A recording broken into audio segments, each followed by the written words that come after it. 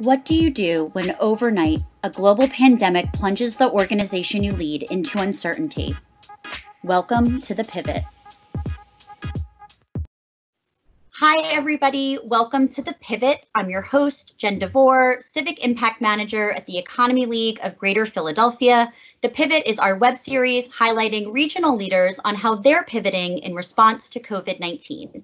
I'm very excited to introduce today's guests from the Philadelphia Conventions and Visitors Bureau. I have President and CEO Julie Coker and Chief Administrative Officer Angela Val.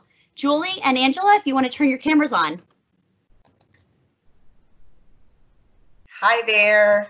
Hi. It's so good to see your faces. How, I always ask how everyone's doing, which I know is a tricky question these days, but yeah, I just love to hear how have you been since, we've been at home. So the one thing I always say to my family and my friends is it's a good thing that I like myself, right? Because we're spending a lot of time with ourselves, but I think, I'm very fortunate to, just lead a great organization. And my family is safe and healthy, which I think is extremely important. And I have my health. So in times like these, you're just grateful for the small things. Absolutely. Yeah. We're doing well, too. I live here in the city. Space is tight, and I'm really, really grateful for that roof deck upstairs. Yes. And that patio.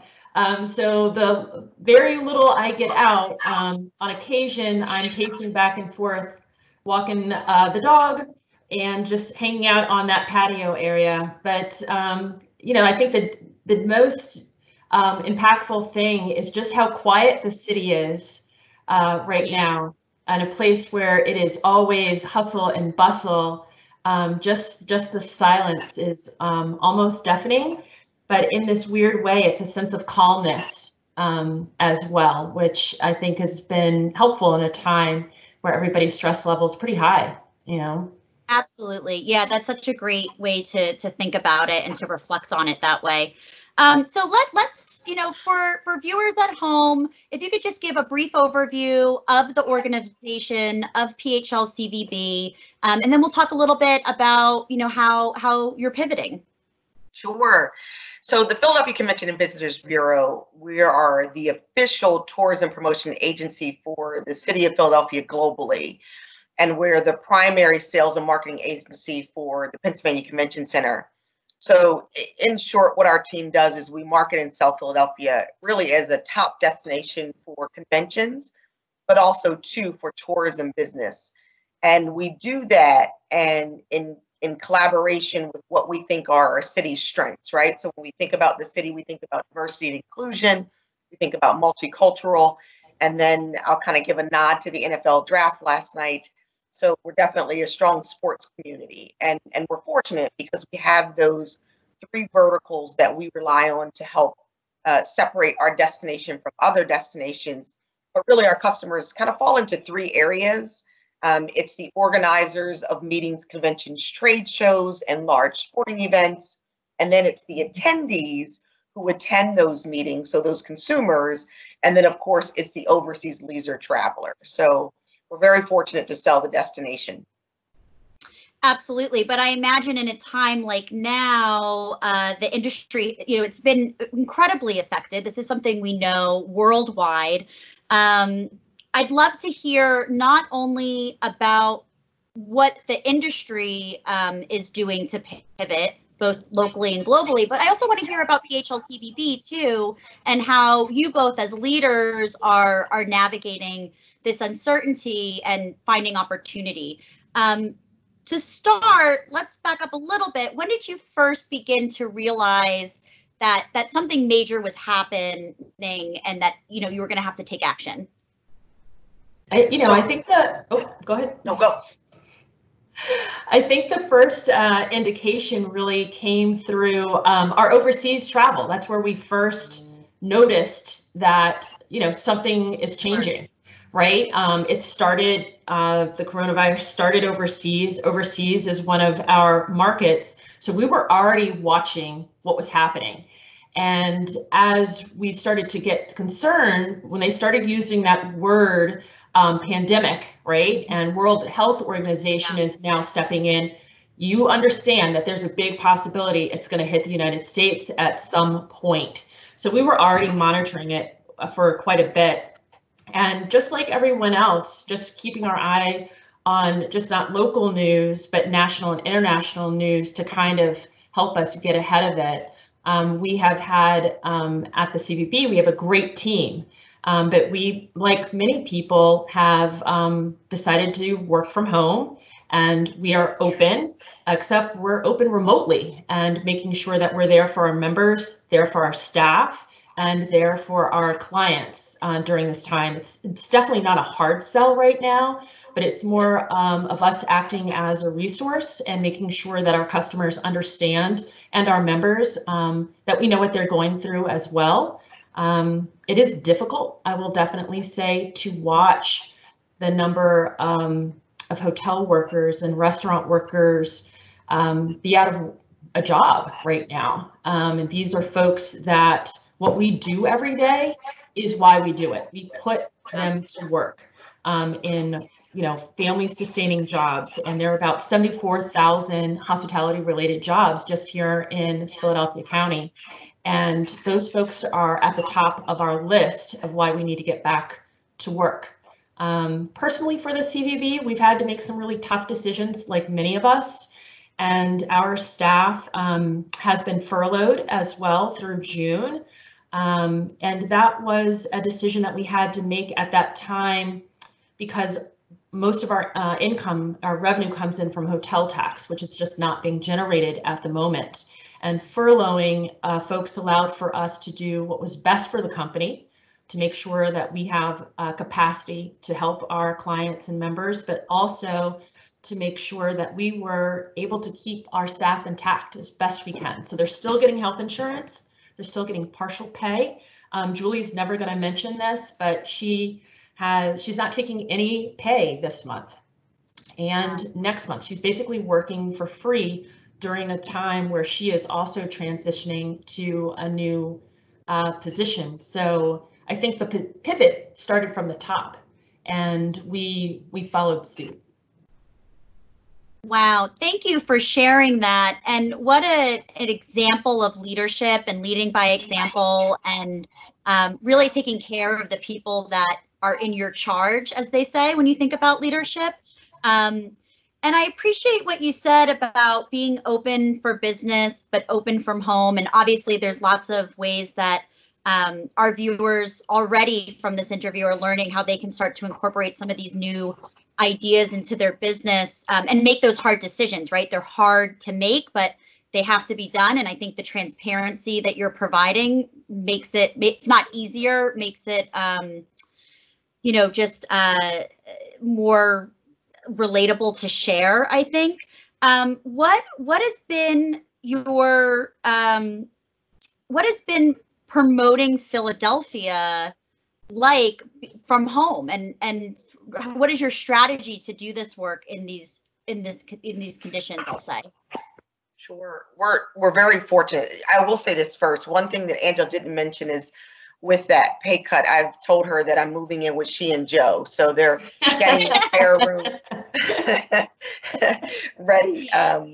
But no, so, we're very fortunate. We have an outstanding marketing communications team led by Joe Heller, and they have been extremely creative in how we pivoted from the traditional sell, I'll say, and marketing of Philadelphia to what we now need to do in this time. So one of the first things that we were fortunate they transitioned to, so as you know, PHL, so we turned the word mark, if you will, PHL into a word mark, I should say, and it's perseverance, hope, and love. And so we immediately, right? So we immediately pivoted to just what we think is the spirit of Philadelphia. So the markets that we reach out to, we had to really say, okay, what's going to grab their attention right now? What can they utilize in this time? And we had to shift from more of a selling standpoint, and that's obviously what our marketing does, to we'll be ready when you're ready, right? So we'll be open for business when you're ready to do business. So in our international markets, and we cover, we have 7, as Angela talked about, we have 7 international rep firms that are in country. So they're in market, and they communicate the Philadelphia message on our behalf, and they cover 25 markets. So needless to say, social media was huge. China is our 2nd largest market with our #1 spend. So we immediately went to Weibo and we went to WeChat and started talking to them and reminding them all of the great things about Philadelphia. So as the tour operators and the travel trade are home, we wanted to give them content to remind them of Philadelphia. So there's virtual tours of all of our arts and cultural attractions that they can explore and become familiar, so that when their customer comes back online, Philadelphia is still top of mind for them. From the convention and meeting planner standpoint, we definitely pivoted the same way and said, hey, listen, we're here for you. We understand that you have more pressing issues right now, but just so you know, we're taking a look at what that convention and meeting and event space will look like when you come back. So how is social distancing going to play into your meeting? Also, pivoting to just obviously the seal of approval for what does a clean and safe city look like, and all of those touch points that you're going to want to have answers to when you are ready to hold meetings, whether that's for 10 people or 10,000. And so we've partnered with our life sciences community to really hone in on steps, whether it be if you arrive from the airport or Amtrak or SEPTA or you drive in, and then what does that look like when you then move to your hotels, then to the convention center, then to arts and culture attractions while you're here, shopping, Uber. So we're working through right now, what does that customer journey look like when they actually come? So our marketing and communications is taking on that task, and we're serving up that information to our convention meeting planner as we feel as though they'll be ready for it. Yeah, and just as you laid out that work, that groundwork, there's so many parts and moving pieces that you don't really even consider. And I think you're right, from the journey from point A to B, like the hundreds of thousands of steps in between. I think that's fascinating and great that you're thinking about that. And have great partners locally, because I imagine collaboration right now is really important. Yes, it's very important. And I think Julie would agree. If you had asked us a month ago what our plan would be, it'd be really different from what she just spoke about right now. So it's evolving. And we haven't hit that, what you would consider the bottom, where you could just say, all right, here, we're going to start. This is what happened. We're going to start at this point and get back to where we were. I think this crisis is different from any crisis we've experienced. 9/11, recession, all big on their own, but the collaboration, I think, is one of the only ways for us to come out as a destination ahead of others. And that just doesn't mean our partners here in the city, which are still very important, Visit Philly, Independence Visitor Center, the Convention Center, the Hotel Association, but we're also working with a lot of the regional partners as well. So the city of Philadelphia, all the surrounding counties, the surrounding county CVBs, the organizations that represent restaurants and cultural attractions as well, airport. So it's going to take a lot of us to kind of pull that forward. And it's not going to just be one answer or one organization to make it work. Yeah, and so maybe we can talk a little bit, because you mentioned, not just the city, but the region. And I imagine everyone is in this industry is trying to figure out their own pivot and have these micro collaborations based on where they are. It would be great. Can you talk a little bit about what's happening on a like a more global, maybe not global that big, but just internationally too? Are you seeing similar pivots or like, I'm trying to think of the word I'm thinking of, but like similar pivots from other cities and other partners in that sense too? Absolutely. So a lot of our partners are focused on the same thing. And as Angela said, we're very fortunate to have great partners, and not just the organizations in travel and tourism in Philadelphia and on a national scale as well, but also just, regionally. So meaning, we are the East Coast corridor. So when we talk about the overseas visitor and them choosing the United States, first of all, over other countries that they could come to, we've already had a strong partnership with New York and DC. And it makes for a great trip up and down the East Coast. So that overseas visitor can land any one of our great destinations. Of course, we think our airport is the best to land in. And then once they're there, they can go up and down the East Coast and have three amazing cities, New York, us, and DC, and three completely different experiences. And so as we talk to them, they are all saying the same thing. They're focused on the cleanliness and safety because we know that that is going to be important for customers coming back and starting to travel again. They need to have to build up that confidence. And so they're focused on that. And then, of course, just the collaboration. But the one thing that I would say that Philadelphia is able to do, unlike other destinations, is that we are a walkable city. Yeah. So once folks do get in their mindset, I'm ready to travel again, whether it's for a meeting, convention, sporting event, or overseas, or even leisure traveler, Philadelphia has all of the great attributes. We have a lot of outdoor space. We have very strong, reputable chain hotels who are going through a very rigorous process of making sure that they're ready to welcome visitors, whether that means you don't want any cleaning service while you're in their hotel. They're going to offer those options. We're going to pivot from buffets to plated meals because we know that buffets can possibly imply something that folks may not be ready for. They're going to look at all the social distancing that you can do in their properties. And the great thing is that we have a very strong arts and culture community. So everything from the Kimmel to the Philadelphia Museum of Art to the African American Museum to the National Constitution Center, their excellent leadership is also looking at how when you come back into their spaces, what does that social distancing look like to make the customer feel comfortable? Shelley at the airport is already, well down the road with a plan in terms of what the airport's going to look like and the offerings that they have and how folks can feel comfortable in their space as well.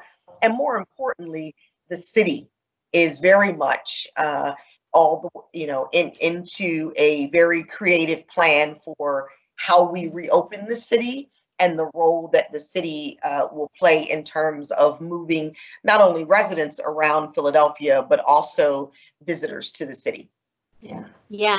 And and that's such a huge industry in Philadelphia. I mean, hospitality and tourism makes up a significant part of our local economy. With the loss of jobs that I know Angela mentioned in the beginning, and the situation and the changes that you just referenced, Julie, what's been PHL's on the ground response to supporting workers and the businesses that are your partners? Right. Many people might not know this, but the Philadelphia Convention Visitors Bureau also has a foundation. And through our foundation, we have been able to work with the Hotel Association and several of our other partners, the Convention Center as well, to start what is really a virtual food bank. It is the Hotel Association's Hospitality Workers Relief Fund.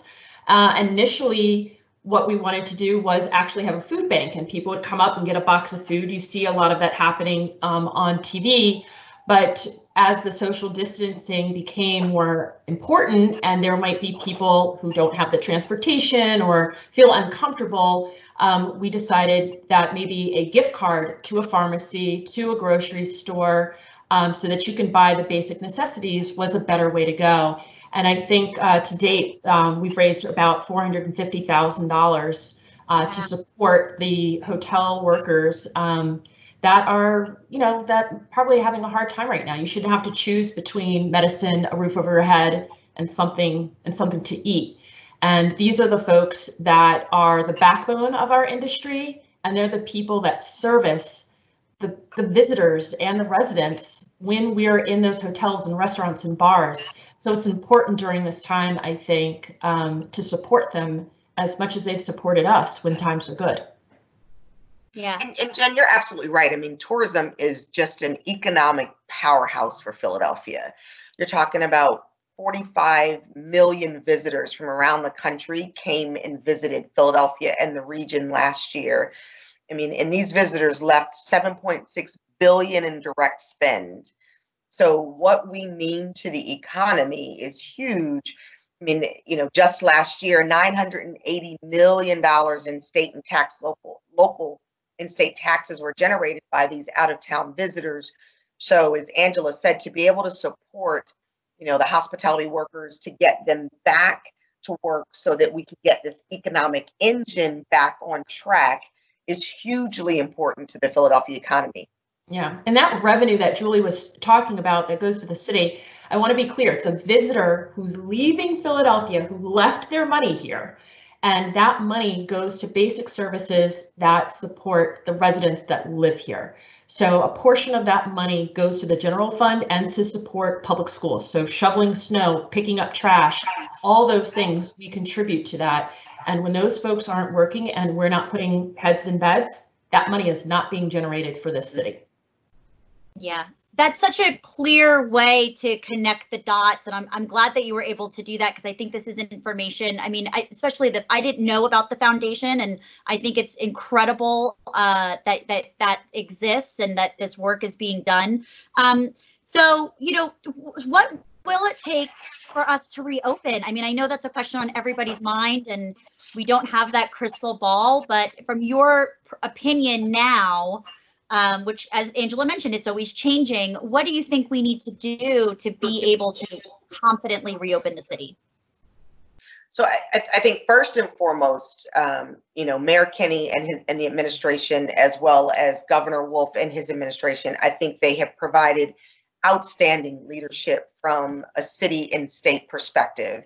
And I think that they have been very thoughtful and deliberate in their approach, and not only how they had to close down the city, we'll say, and implement the stay in place. And I am very confident that they will have the same approach in reopening. I do think one of the key things, and I know that they're doing this and will continue to do, is seeking out the business community to get their input on what that reopening looks like.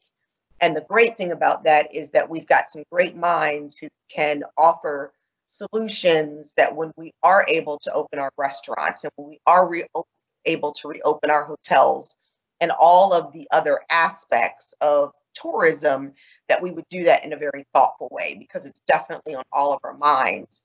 The thing that I will say is that we all need to be cautious, and that we realize it is going to be baby steps, but we also realize that we have an economy that we have to support. So one of the things that I, you know, definitely our industry is advocating for is certainly testing. I think that's going to be extremely important, because again, we are going to have to reassure the public, no matter where you're coming from, whether it's China or whether it's from DC or Chicago for a meeting to our city, you're going to need to feel reassured that the city is safe and that the people that you are convening with are also safe and not unintentionally going to do you harm. So I think it's going to be important for us to have some guidelines around social distancing. I know U.S. Travel is working very closely. Roger Dow, who's the president of U.S. Travel, is sitting on the president's task force about reopening. I know we have a number of Pennsylvania legislators that are also a part of that process. I know Senator Toomey is working with the CARES Act and how that's going to be implemented. Congressman Evans has reached out to us and is very interested in how tourism is going to reopen and being able to help us fund so that we have the ability to market our initiatives that we will be doing here in Philadelphia. And I think that's going to be extremely important. Our industry is going to have to be supported financially. So that gives us the ability to put forth a very robust marketing and communications campaign on all of the initiatives that the city is going to roll out to ensure that we open in a very safe and appropriate way. So I think it's going to take tactics, but I also think that it's going to take marketing communication efforts to our residents, but also those visitors that are potentially coming to Philadelphia on the initiatives that we're going to do. But I think it's going to take a collective effort from all of us to have proper social distancing, whether that means we wear masks, but also some thought into what is that, again, back to that customer journey going to look like.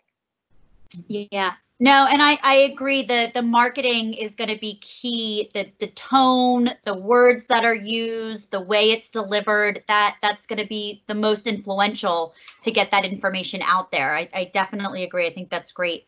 So, I mean, I'm going to wrap up a little bit here, but I'd love to just know how can people support the work that you're doing, because you're doing incredible things. I mean, just hearing I feel very inspired right now. So how can I help, and how can viewers at home pitch in? I think we'll both have an answer to that. I'm definitely going to plug the GPHA, food bank. If anyone can make a donation to go to discoverphl.com/foundation, you'll be able to make a donation to the food bank there. We also have an awesome toolkit on our site. There are a lot of Zoom meetings going on. And although I love San Francisco and the Bay Bridge, there are some great Philadelphia photos that you could put behind you as well. Skylines, your favorite neighborhood street, and some of our murals, that type of thing.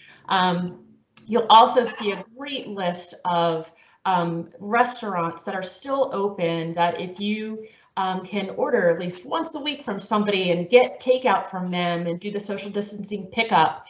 There are also a lot of our cultural attractions have a virtual version of what they're doing. I think the Franklin Institute has probably one of my most favorite, which is to show your own collection at your house. So instead of going to the Franklin Institute to see their collection, they want to know what you're collecting and to share it with the world. So Philadelphia from home on our website, discoverphl.com, I think is also a great place for people to go. There's also some great kid stuff. Might not be our market, but all of our customers, all of our members, all of our residents, they have some little ones at home too, so they'll have be able to participate as well. It's great. And I would just add from obviously the core of our business is meetings, conventions, and attendees, and certainly as a driver, an economic driver for Philadelphia. So those that are responsible for planning and executing meetings, first the plea is don't cancel, postpone, rebook those meetings. Meetings that you may have necessarily, or you were originally looking at possibly hosting in other destinations, host right here in Philadelphia.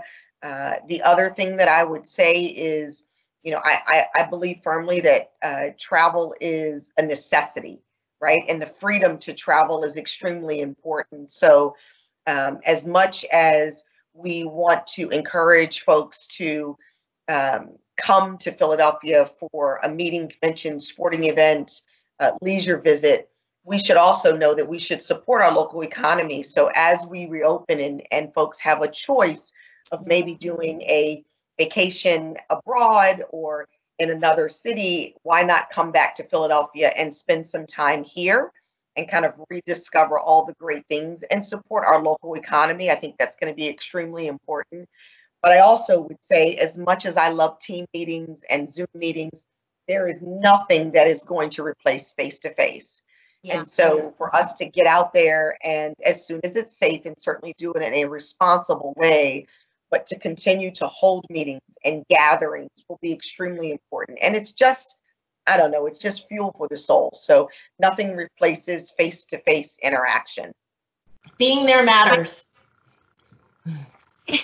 Absolutely. No, I think this is great. And can you just say again, I know I love the transformation you made of PHL, but just to repeat it again, can you share that?